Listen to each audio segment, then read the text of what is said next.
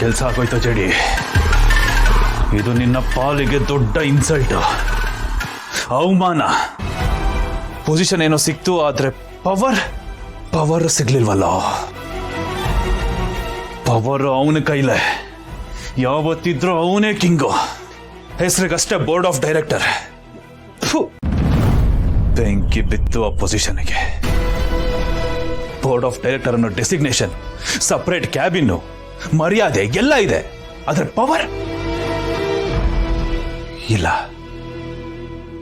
ನಾವೇನಿದ್ರು ಅವನ ಹಾಕೋ ಬಿಸ್ಕೆಟ್ ಅನ್ನ ತಿನ್ಕೊಂಡು ಬಿದ್ದಿರೋ ಗುಲಾಮ್ರು.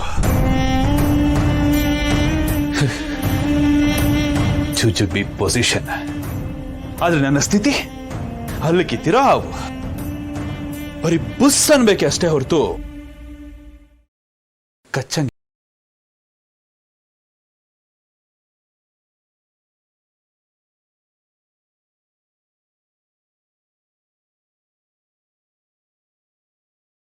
ಅವನಾಕೋ ಬಿಸ್ಕೆಟ್ ತಿನ್ಕೊಂಡು ಕೂತಿರ್ಬೇಕಷ್ಟೇನೆ.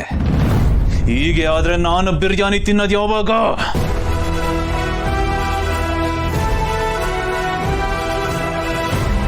ಬಿರಿಯಾನಿ ತಿನ್ನಬೇಕು ಅಂದ್ರೆ ಅವನ ಜಾಗದಲ್ಲಿ ಕೂರ್ಬೇಕು. ಅವನ ಜಾಗದಲ್ಲಿ ಕೂತು ಎಲ್ಲಾದನ್ನು ನನ್ನ ಕೈಗೆ ತಗೊಂಡು ರೋಲ್ ಮಾಡ್ದಾಗ್ಲೇ ಅವಾಗ್ಲೇ ಬಿರಿಯಾನಿ ತಿನ್ನಕ್ಕಾಗದು. ನನ್ನ ನೆಕ್ಸ್ಟ್ ಗುರಿ ಅವನ ಜಾಗನೇ. ಮಿಸ್ಸೇ ಇಲ್ಲ. ಅವನ ಜಾಗದಲ್ಲಿ ಕೂತೇ ಕೂರ್ತೀನಿ.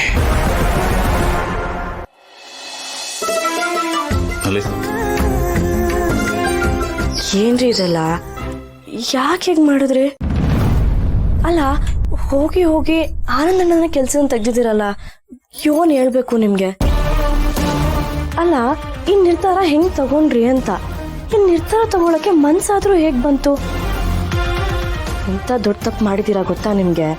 ಅಲ್ಲ, ಹೀಗೆಲ್ಲ ಮಾಡಿದ್ರೆ ಬಾವರ್ ಮನ್ಸಿಗೆ ನೋವಾಗತ್ತೆ ಅಂತ ಹೇಳಿ ಯಾಕೆ ಅರ್ಥ ಮಾಡ್ಕೊಂಡಿಲ್ಲ ನೀವು?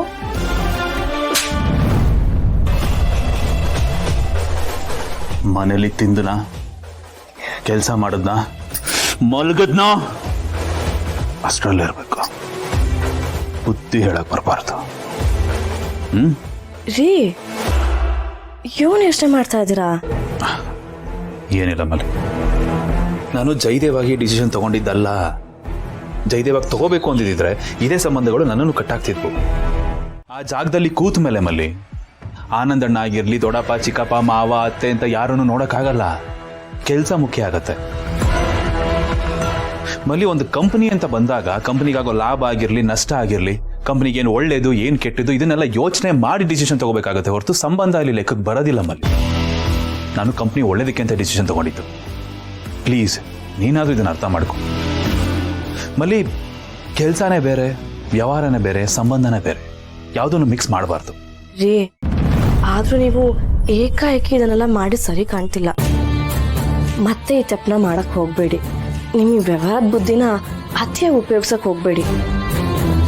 ವ್ಯವಹಾರದಲ್ಲಿ ಲಾಭ ಹೆಚ್ಚು ಕಮ್ಮಿ ಆದ್ರೆ ಪರವಾಗಿಲ್ಲ, ಆದ್ರೆ ಸಂಬಂಧಗಳನ್ನ ಕಳ್ಕೋಬಾರ್ದು. ಸಂಬಂಧಗಳನ್ನ ಕಳ್ಕೊಂಡ್ರೆ ಅದ್ ಮತ್ತೆ ವಾಪಸ್ ಬರಕಿಲ್ಲ ಕಣ್ರಿ. ಅದಕ್ಕೆ ಹೇಳ್ತೀವಿ, ಮತ್ತೆ ಈ ತರ ಎಲ್ಲ ಮಾಡಕ್ ಹೋಗ್ಬೇಡಿ, ಆಯ್ತಾ? ನಿಮ್ ಋಣನ ನಾವ್ ಹೇಗ್ ತೀರಿಸ್ಬೇಕು ಅಂತ ಗೊತ್ತಾಗ್ತಿಲ್ಲ ಸರ್. ನೀವ್ ಯಾರು ಯಾವ ಋಣನೂ ತೀರಿಸ್ಬೇಕಾಗಿಲ್ಲ. ನಾನು ಹೇಳದ್ನಲ್ಲ, ನಿಮ್ಮ ಋಣ ನನ್ನ ಮೇಲಿದೆ. ನೀವೆಲ್ಲ ಎಂಪ್ಲಾಯೀಸ್ ಅಲ್ಲ, you are my extended family. ನಾನು ಇಷ್ಟು ಮಾಡದೇ ಇದ್ರೆ ಹೇಗೆ? ತಪ್ಪಾಗುತ್ತಲ್ವಾ? ಆದರೂ ಸರ್, ನಿಮ್ಮಂಥ ಬಾಸ್ ಸಿಗೋದು ತುಂಬಾ ಕಷ್ಟ ಸರ್. ನಾವು ಕಷ್ಟಪಡ್ತಿರೋದಕ್ಕಿಂತ ಹೆಚ್ಚಿಗೆ ಸಂಬಳ ಕೊಡ್ತಿದ್ದೀನಿ. ಅಂಥದ್ರಲ್ಲಿ ಈ ಬೋನಸ್ ಎಲ್ಲ ಯಾಕೆ ಬೇಕು ಸರ್? ನೀವು ಕೊಡ್ತಾ ಇರೋದೇ ಸಾಕು ಸರ್. ನಾನು ನನ್ನ ಮನೆಯಿಂದ ತಂದು ದುಡ್ಡನ್ನು ನಿಮಗೆ ಕೊಡ್ತಾ ಇಲ್ಲ. ಇದೆಲ್ಲ ನೀವು ಸಂಪಾದನೆ ಮಾಡಿರೋ ದುಡ್ಡು.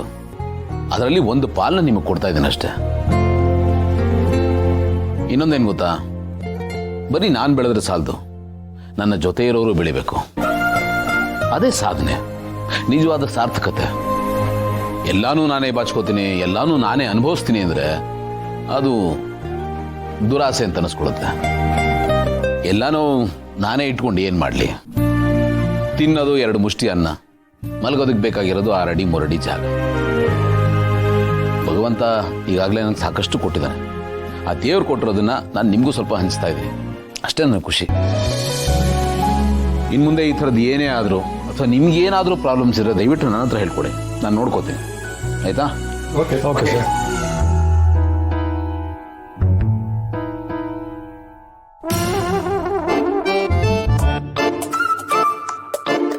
ಏ ನಿಂತ್ಕೊಳ್ಳಪ್ಪ. ದಾನ ಶೂರ ವೀರ ಕರ್ಣ, ಏನು ಕಳ್ಳಂತರ ತಲೆ ತೆಗೆಸ್ಕೊಂಡು ಹೋಗ್ತಾ ಇದೆಯಲ್ಲ? ಸಾರಿ ಗೆಳೆಯ. ಏನ್ ಸಾರಿ? ಹೀಗೆಲ್ಲ ಸುಳ್ಳು ಹೇಳೋಗೋದಕ್ಕೆ ಹೇಗೋ ಮನ್ಸು ಬಂತ ನಿಂಗೆ? ಏನೋ ಮಕ್ಕಳಿಗೋಸ್ಕರ ಮಾಡ್ತಾ ಇದೆಯಾ ಅನ್ಕೊಂಡು ನಾನು ಓಕೆ ಅಂದ್ರೆ ನನಗೆ ಚಳ್ಳೆ ಹಣ್ಣು ತಿನ್ನಿಸ್ತೀಯಾ? ನಿನ್ಗೇನ್ ಮಾಡ್ಬೇಕು ನೀನ್ ಹೇಳ? ಸಾರಿ ಅಂತ ನೀನೇ ಇಟ್ಕೊಳ್ಳೋದನ್ನ. ಎಷ್ಟು ವರ್ಷ ಬದುಕಿರ್ತೀವೋ ನನ್ನ ಜೊತೆ ಸುಮ್ಮನೆ ಆರಾಮಾಗಿ ಇರೋದ್ ಬಿಟ್ಬಿಟ್ಟು ಏನೋ ಒಳ್ಳೆಯವನಾಗ ಕೊಟ್ಬಿಟ್ಟ. ಅದಂಗ ಮಾತಾಡಿಸ್ಬೇಡ ಅಂತ ಹೇಳಿದೆ ತಾನೆ, ಯಾಕೆ ಮಾತಾಡಿಸ್ತಾ ಇದೆಯಾ? ಔಟಂಕಿ ನನ್ನ ಮಗನೇ. ಏನೋ ಸುಮ್ಮನೆ ಇದೀನಿ ಅಂತ ಬಾಯಿ ಬಂದಂಗೆ ಬೈತಾ ಇದ್ದೆ ನನ್ನ. ಒಯ್ಯೋದಲ್ಲ, ಸಿಗ್ದು ತೋರಣ ಕಟ್ಬಿಡ್ಬೇಕು ನಿನ್ನ. ಯಾಕೆ? ಇನ್ನೇನು ಫ್ರೆಂಡ್ಶಿಪ್ ಅಲ್ಲಿ ಹಿಂಗೆಲ್ಲ ಮಾಡ್ತಾರಲ್ಲ, ನಾಚಿಕೆ ಆಗಲ್ಲ ನಿನಗೆ? ನನಗೆ ಬೇಡ, ಕುಡಿ ಹಂಗೆ ಕುಡಿಲಿ. ಅವನಿಗೆ ಬೇಡ ಅಂದ್ಮೇಲೆ ನನಗೂ ಬೇಡ ಆತಿ. ನಾನು ಕುಡಿಯಲ್ಲ ಅಂದ್ರೆ ನೀನ್ ಯಾಕೋ ಕುಡಿಬಾರ್ದು? ಕುಡಿಯ ಮುಚ್ಕೊಂಡು. ನನಗೂ ಕುಡಿ. ಚೆನ್ನಾಗಿದೆ ನಿಮ್ಮಿಬ್ಬರು ಫ್ರೆಂಡ್ಶಿಪ್. ಒಳ್ಳೆ ಚಿಕ್ಕ ಮಕ್ಳು ಕಿತ್ತಾಡ್ದಂಗೆ ಕಿತ್ತಾಡ್ತೀರಪ್ಪ. ಆನಂದವ್ರೆ, ನಾನು ನಿಮ್ಮ ಗೆಳೆಯನ್ನ ಗಮನಿಸಿದ ಪ್ರಕಾರ ನೀವು ಇವ್ರ ಜೊತೆ ಇದ್ರೇನೆ ಇವ್ರು ಚೆನ್ನಾಗಿರೋದು. ಕಾರಂಜಿ ತರ ಚಿಮ್ಮೋದು.